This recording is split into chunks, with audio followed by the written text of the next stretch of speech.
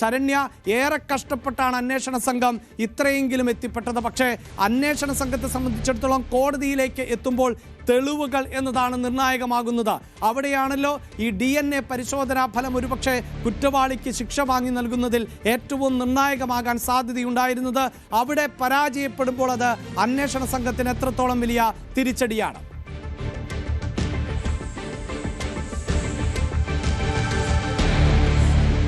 തീർച്ചയായിട്ടും കേരളം ഞെട്ടിയ ഒരു കൊലപാതക പരമ്പര തന്നെയായിരുന്നു ചേർത്തല പള്ളിപ്പുറം കേന്ദ്രീകരിച്ച് സെബാസ്റ്റ്യൻ എന്ന 60-കാരനെ സംബന്ധിച്ച് ഉണ്ടായിരുന്നത്. ഇയാൾക്ക് കീഴിൽ ഇയാളുമായി അടുത്ത ബന്ധമുണ്ടായിരുന്ന സ്ത്രീകൾ പിന്നീട് അവരെ ഒരു കാലയളവിന് ശേഷം കാണാതാകുന്നു. അവർ ജീവനോടെ ഉണ്ട് എന്ന് പല ഘട്ടത്തിലും അവരുടെ ബന്ധുക്കളെ പല വഴിക്കും ഇയാൾ വിശ്വസിപ്പിച്ചുകൊണ്ടേയിരിക്കുന്നു. 2006 മുതലാണ് നമ്മളുടെ മുന്നിൽ തെളിഞ്ഞു നിൽക്കുന്ന ഒരു കേസ് ഉള്ളത്. അത് ബിന്ദു പത്മനാഭൻ കേസാണ്. ബിന്ദു പത്മനാഭൻ കേസ് 2006 ബിന്ദു മിസ്സിംഗ് ആണെങ്കിൽ പോലും ബിന്ദു ജീവനോടെ ഉണ്ടെന്ന് പല ഘട്ടത്തിലും ബിന്ദുവിന്റെ ബന്ധുക്കളെ അടക്കം വളരെ വിദഗ്ധമായി അയാൾ പറഞ്ഞ് വിശ്വസിപ്പിച്ചുകൊണ്ടേയിരുന്നു എന്നുള്ളതാണ്. 2013 ബിന്ദു പത്മനാഭന്റെ സ്വത്തുക്കൾ പൂർണ്ണമായി തട്ടിയെടുത്തു. അതായത് ഇടപ്പള്ളിയിൽ അടക്കമുള്ള ഇവരുടെ കോടികൾ വിലമതിക്കുന്ന സ്വത്തുക്കൾ പവർ ഓഫ് അറ്റോർണി മുഖാന്തരം തന്റെ പേരിലേക്കാക്കി ഇയാൾ വിൽപ്പന നടത്തിയതോടെയാണ് ഈ സെബാസ്റ്റ്യൻ എന്നുള്ള വ്യക്തി ആര് എന്നതിനെ സംബന്ധിച്ച് ഒരു സൂചന പോലീസിന് പോലും ലഭ്യമാകുന്നത് എന്നുള്ളതാണ്. അതിനുശേഷം അന്വേഷണ സംഘം നടത്തിയ പരിശോധനകളിലൊന്നും തന്നെ ബിന്ദു പത്മനാഭൻ എവിടെയെന്നോ ആദ്യം ചേർത്തല പോലീസ് അന്വേഷിക്കുന്നു. പിന്നീട് ഈ ബിന്ദു പത്മനാഭൻ ഐഷ കേസുകൾ, അതായത് ആദ്യം ഇത്തരത്തിൽ കുത്തിയതോടെ പോലീസ് സ്റ്റേഷനിൽ പരാതി ബിന്ദുവിന്റെ സഹോദരൻ നൽകുന്നു. അതിനുശേഷം പട്ടണക്കാട് പോലീസ് അതിൽ FIR ഇടുന്നു. പിന്നീട് ഇങ്ങോട്ട് വരുമ്പോൾ ചേർത്തലയിൽ ഐഷ കേസ് കൂടി ഉണ്ടാകുന്നു. ഈ 2 കേസുകളിലേക്ക് വരുമ്പോൾ ബിന്ദു പത്മനാഭന്റെ കേസിൽ തുടക്കത്തിൽ സെബാസ്റ്റ്യൻ എവിടെയും പിടികൊടുത്തിരുന്നില്ല എന്നുള്ളതാണ്. അതായത് ബിന്ദു എന്നുള്ള രൂപേണെ മറ്റൊരു സ്ത്രീയെ കൊണ്ടുപോകുന്നു. ഇവരൊക്കെ തന്നെ ഈ കേസിൽ പ്രധാന ആൾമാറാട്ടം നടത്തിയത് ആ സ്ത്രീയാകുന്നു. അങ്ങനെ പ്രധാന ഈ കേസിലെ പ്രതികൾ അവരായി മാറുകയും സെബാസ്റ്റ്യൻ സേഫായി പുറത്തു നിന്നാണ് കാര്യങ്ങൾ ചെയ്യുകയും ചെയ്തെന്നുള്ളതാണ്. ബിന്ദു പത്മനാഭൻ കേസിൽ വെറും ഒരു ആൾമാറാട്ടം അല്ലെങ്കിൽ വ്യാജരേഖ ചമയ്ക്കൽ അടക്കമുള്ള വിഷയങ്ങൾ മാത്രം ഉയർത്തിക്കാട്ടി അയാൾ പിന്നീട് ജാമ്യത്തിൽ വരികയാണ് ചെയ്യുന്നത്. ഈ 2013 കാലയളവിലേക്ക് വരുമ്പോഴാണ് 2013 ഐഷ എന്ന സ്ത്രീ കാണാതാകുന്നത്. ഐഷയെ കാണാതാകുന്ന ഘട്ടത്തിലും ഇയാളുമായി ബന്ധപ്പെട്ടുള്ള സംശയങ്ങൾ ഈ കേസിൽ നിലനിന്നിരുന്നില്ല എന്നുള്ളതാണ്. ബിന്ദുവിന്റെ സഹോദരൻ പരാതി നൽകുന്നു. 2013 കാലയളവിൽ പിന്നീട് ആ കേസ് സജീവമായി വരുന്നത് 2017 കാലയളവിലാണ്. അപ്പോൾ 2006 തൊട്ട് ബിന്ദു മിസ്സിംഗ് ആണ് എന്നുള്ളത് അന്വേഷണ സംഘം കണ്ടെത്തുമെങ്കിലും കൊലപാതകം എന്നൊരു കണക്കിലേക്ക് പോകുന്നില്ല. പിന്നീട് ജൈനമ്മയെ അതായത് കോട്ടയം ഏറ്റുമാനൂർ സ്വദേശിയായ ജൈനമ്മ കൊല്ലപ്പെട്ട കേസുമായി ബന്ധപ്പെട്ട് ഏറ്റവും ഒടുവിൽ കഴിഞ്ഞ ഡിസംബറിൽ ഈ ഡിസംബറല്ല 2024 ഡിസംബറിൽ അവർ കൊല്ലപ്പെട്ടു എന്നുള്ള കേസുമായി ബന്ധപ്പെട്ട് ഏറ്റുമാനൂർ പോലീസ്, അതായത് കോട്ടയം ക്രൈംബ്രാഞ്ച് ഈ സെബാസ്റ്റ്യനെ അന്വേഷിച്ച് ഇവിടേക്ക് വരുമ്പോൾ മാത്രമാണ് ഈ കൊലപാതക പരമ്പരകളുടെ ചുരുൾ അഴിയുന്നത് എന്നുള്ളതാണ്.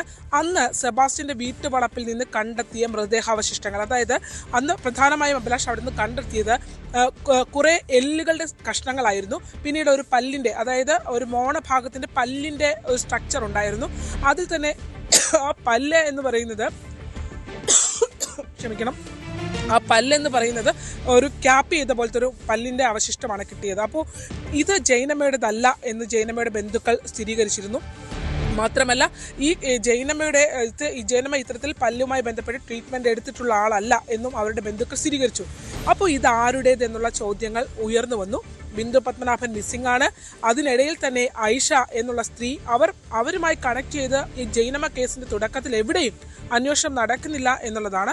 പക്ഷേ റോസമ്മ എന്ന സ്ത്രീ ന്യൂസ് 18 നടത്തിയ ഒരു ഫോളോ അപ്പിന്റെ ഭാഗമായി റോസമ്മ എന്ന സ്ത്രീയെ നമ്മൾ മാധ്യമങ്ങളിലൂടെ പുറത്തേക്ക് കൊണ്ടുവന്നു. അതായത് അവർ കൃത്യമായി ഈ സെബാസ്റ്റ്യന്റെ പെൺസുഹൃത്തായ റോസമ്മ പറഞ്ഞു ഐഷയും സെബാസ്റ്റ്യനും തമ്മിൽ അടുപ്പമുണ്ടായിരുന്നു. ഐഷയെ സെബാസ്റ്റ്യൻ വീട് വിൽപ്പനയുമായി ബന്ധപ്പെട്ട് കൊലപ്പെടുത്തിയതാകും എന്നുള്ളൊരു വെളിപ്പെടുത്തൽ ന്യൂസ് 18 റോസമ്മ നടത്തുന്നതോടെയാണ് ഐഷ കേസ് ഈ സെബാസ്റ്റ്യനുമായി കണക്ട് ചെയ്തു വരുന്നത്. അപ്പോൾ സ്വാഭാവികമായും ഇതിനിടയിൽ, അതായത് ബിന്ദു പത്മനാഭൻ മിസ്സിംഗ് ആണ്, ഐഷ മിസ്സിംഗ് ആണ്, അതിനിടയിൽ 2 സ്ത്രീകൾ കൂടി മിസ്സിംഗ് ആണ് എന്നുള്ളത് 2 കേസുകൾ കൂടി റീഓപ്പൺ ചെയ്തു. അതിൽ ഒന്ന് എന്ന് പറയുന്നത് ഒരു നമ്മുടെ തിരുവഴ സ്വദേശിയായ ഒരു സ്ത്രീയുടെ, ബിന്ദു എന്ന സിന്ധുവിൻ്റെയും, ഒപ്പം തന്നെ കോട്ടയം അല്ല അതിനിടയ്ക്ക് വന്ന ഇവരുടെ ഏലിയാമ്മ എന്നൊരു സ്ത്രീയുടെ കൂടി കേസ് കൂടി റീഓപ്പൺ ചെയ്തു. അപ്പോൾ ഈ സ്ത്രീകളെല്ലാം നമ്മുടെ ഈ ഭൂമുഖത്ത് നിന്ന് അപ്രത്യക്ഷരായ സ്ത്രീകളാണ്. അതിൽ തന്നെ 3 കേസുകൾ മാത്രമാണ് കണക്ട് ചെയ്യാനായി ഇവർക്ക് കഴിഞ്ഞത്. അതായത് ബിന്ദു പത്മനാഭൻ, ഐഷ തിരോധാനം, ഒപ്പം തന്നെ ജൈനമ്മ തിരോധാനം. ഈ 3 സ്ത്രീകൾ ഡയറക്റ്റ് സാക്ഷിമൊഴികൾ അടക്കം ലഭിച്ചുകൊണ്ട് ഇവർക്ക് കണക്ട് ചെയ്യാൻ കഴിയുന്നു. അതേസമയം കൂത്താട്ടുകുളം സ്വദേശിയായ ഏലിയാമ്മയുമായി ബന്ധപ്പെട്ട് നമ്മൾ നടത്തിയ അന്വേഷണത്തിൽ സെബാസ്റ്റ്യന്റെ ചിത്രങ്ങളടക്കം ഏലിയാമ്മ ചിലവഴിച്ചിരുന്ന അവസാന സമയങ്ങളിൽ ഉണ്ട് എന്ന് കരുതി ചിലവഴിച്ചിരുന്ന സ്ഥലങ്ങളിലൊക്കെ നമ്മൾ കൊണ്ട് കാണിച്ചപ്പോൾ ആ ചിത്രങ്ങളടക്കം സെബാസ്റ്റ്യനെ ആളുകൾ തിരിച്ചറിഞ്ഞിട്ടുണ്ട്, ഏലിയാമ്മയുടെ മകൻ തിരിച്ചറിഞ്ഞിട്ടുണ്ട്. പക്ഷേ ആ കേസിലേക്ക് കണക്ട് ചെയ്യാൻ പറ്റുന്ന രീതിയിലേക്ക് അന്വേഷണ സംഘത്തിന് ഇത് കൊണ്ടുപോകാൻ കഴിഞ്ഞിട്ടില്ല എന്നുള്ളത് യാഥാർത്ഥ്യമാണ്. അപ്പോൾ ഈ സ്ത്രീകൾ എവിടെ എന്നുള്ള ചോദ്യം ഒന്നാമതായി നിൽക്കുന്നു. അതിൽ തന്നെ ഇപ്പോൾ ജൈനമ്മ ഈ കേസിലെ ഏറ്റവും നിർണായകം ഈ കിട്ടിയ അസ്ഥികൂടങ്ങൾ, അതായത് അസ്ഥികൂടങ്ങൾ എന്ന് പറയാൻ കഴിയില്ല, മനുഷ്യ ശരീരത്തിന്റെ അസ്ഥികളാണ് ലഭിച്ചത്. അത് കൂട്ടിയിട്ട് കത്തിച്ച നിലയിലായിരുന്നു ഈ അസ്ഥികൾ ഉണ്ടായിരുന്നത് എന്നുള്ളതാണ്. അപ്പോൾ ആ കേസുമായി ബന്ധപ്പെട്ട് ഈ ആളുകളുടെ എല്ലാം ബന്ധുക്കളെ വിളിച്ച് അന്വേഷണ സംഘം അവരുടെ രക്തസാമ്പിളുകൾ അടക്കം ശേഖരിച്ചു. ബിന്ദുവിന്റെ സഹോദരൻ പ്രവീൺ ഇറ്റലിയിലായിരുന്നു, അയാൾ ഉൾപ്പെടെ വിളിപ്പിച്ച് ഈ സാമ്പിളുകൾ ശേഖരിച്ച് ഇവരുടെ ഒരു ഹോപ്പ് എന്ന് പറയുന്നത് ഈ ബോണിൽ നിന്നും DNA കണ്ടെത്താൻ കഴിയുമെന്നുള്ളതാണ്. അതിന് ഇവിടെ നിന്നുള്ള ഒരു നമ്മുടെ തിരുവനന്തപുരത്ത് പരിശോധനയിലേക്ക് മാറ്റാതെ ഇത് ഹൈദരാബാദിലെ സെൻട്രൽ ഫോറൻസിക് സയൻസ് ലബോറട്ടറിയിലേക്ക് അയച്ച് വലിയ പണം ചിലവാക്കിയാണ് അന്വേഷണ സംഘം ഈ ഒരു പരിശോധനയ്ക്കായി ഈ ബോൺസ് അയക്കുന്നത്. അപ്പോൾ ആ കേസിനകത്ത് സെബാസ്റ്റ്യന്റെ വീടിനകത്ത് നിന്നും ബ്ലഡ് സ്റ്റെയിൻസ് ഇവർക്ക് കിട്ടിയിരുന്നു. അതായത് ജൈനമ്മ കേസുമായി ബന്ധപ്പെട്ട് സെബാസ്റ്റ്യന്റെ വീടിന്റെ ശുചിമുറിയിൽ നിന്ന് ബ്ലഡ് സ്റ്റെയിൻസ് അടക്കം അന്വേഷണ സംഘത്തിന് ലഭിച്ചിരുന്നു. പക്ഷേ ബാക്കിയുള്ളവരുടെ കേസിലൊന്നും വേറെ തെളിവുകളൊന്നും ലഭ്യമായിട്ടില്ല. അപ്പോൾ ഈ ഐഷ ഈ സമാനമായ രീതിയിൽ ട്രീറ്റ്മെന്റ് എടുത്തിട്ടുള്ള ആളാണ് എന്നുള്ളത് ഐഷയുടെ ബന്ധുക്കൾ സ്ഥിരീകരിച്ചിരുന്നു.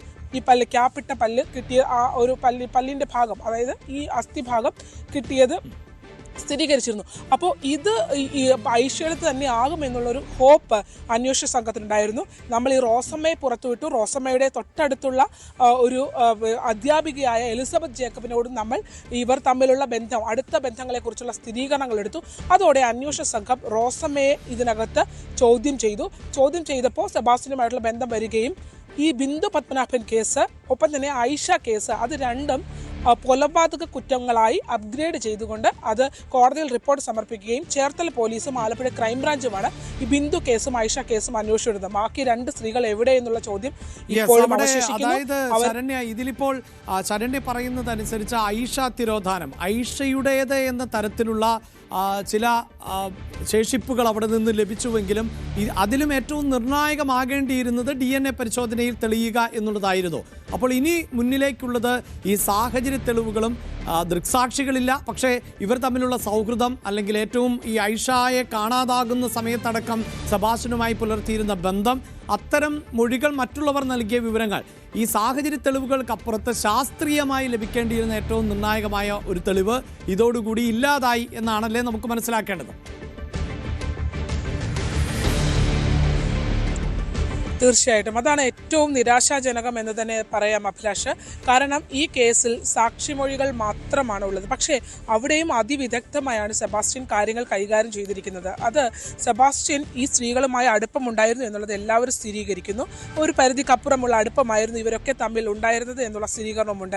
പക്ഷേ ഈ അവസാന നാളുകളിൽ ഈ സ്ത്രീകളും സെബാസ്റ്റ്യനും മിസ്സിംഗ് ആവുന്നതിനെ സംബന്ധിച്ച് ആർക്കും ഒരു വിവരവും ഇല്ല എന്നുള്ളതാണ് യാഥാർത്ഥ്യം. അതായത് ഈ സ്ത്രീകൾ അവസാനം പോയത് സെബാസ്റ്റ്യൻ അവരെ പള്ളിപ്പുറത്തെ വീടിലേക്ക് എത്തിച്ചു എന്നാണ് അയാൾ മൊഴി നൽകിയിരിക്കുന്നത്.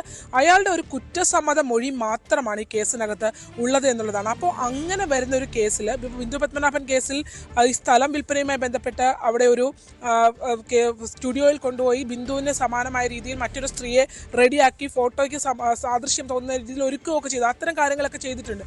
പക്ഷേ ഇതൊക്കെ എത്രമാത്രം കോടതിയിൽ നിൽക്കും എന്നുള്ള ചോദ്യം വളരെ പ്രസക്തമാണ്. അതിൽ തന്നെ ഈ കൊലപാതകം നടത്തിയെന്ന് കരുതുന്ന വെപ്പൺസോ അല്ലെങ്കിൽ അതുമായി ബന്ധപ്പെട്ട് കൊന്നു എന്ന് സ്ഥിരീകരിക്കുന്ന രീതിയിലുള്ള, അല്ലെങ്കിൽ ഇവരാണ് അവിടെ മരിച്ചു കിടക്കുന്നത് എന്ന് സ്ഥിരീകരിക്കത്തക്ക രീതിയിലുള്ള ഒരു എവിഡൻസിലേക്കും പോകാൻ പോലീസിന് കഴിഞ്ഞിട്ടില്ല എന്നുള്ളതാണ്. ഇപ്പോൾ ഏറ്റവും ലേറ്റസ്റ്റ് ആയിട്ട് ചേർത്തല പോലീസ്, അതായത് ഐഷ തിരോധാനം അന്വേഷിക്കുന്ന ചേർത്തല പോലീസ്, അത് ലോക്കൽ പോലീസ് തങ്ങളുടെ ഈ കേസ് കൂടി ക്രൈംബ്രാഞ്ച് ഏറ്റെടുത്ത് അന്വേഷിക്കണമെന്ന് ആവശ്യപ്പെട്ടു. അപ്പോൾ ഒരു ഹോപ്പ്ലെസ് ആയ ഒരു കേസുകളായി ഇത് മാറുന്നു എന്നുള്ളതാണ്. അതിലാണ് സെബാസ്റ്റ്യന്റെ അതിവിദഗ്ധമായ രീതിയിലുള്ള കൊലപാതക രീതി എന്ന് തന്നെ പറയാം. ഇന്ത്യയുടെ തന്നെ കുറ്റാന്വേഷണ ചരിത്രത്തിലെ പ്രധാനപ്പെട്ട ഒരു കേസായി ഈ കേസുകൾ മാറും എന്നുള്ളത് യാഥാർത്ഥ്യമാണ്. കാരണം അയാൾ ഓരോ കേസിലും എടുത്തിട്ടുള്ള രീതി, അതായത് ഇയാൾ പറഞ്ഞിട്ടുള്ള മൊഴികൾ പ്രകാരം ബോഡി ഈ സ്ത്രീകളെ അവിടെ കൊണ്ടുവന്ന് കൊലപ്പെടുത്തിയിട്ടുണ്ട് എന്നാണ് അയാൾ സമ്മതിക്കുന്നത്. ഇവർ രണ്ടുപേരും പരസ്പര സമ്മതപ്രകാരം എത്തുന്നത് കൊണ്ട് തന്നെ അതീവ രഹസ്യമായി ഈ ബന്ധങ്ങളെ അയാൾക്ക് കൊണ്ടുവരാനും ഈ സ്ത്രീകളെ എത്തിക്കാനും അയാൾക്ക് കഴിഞ്ഞിട്ടുണ്ട്.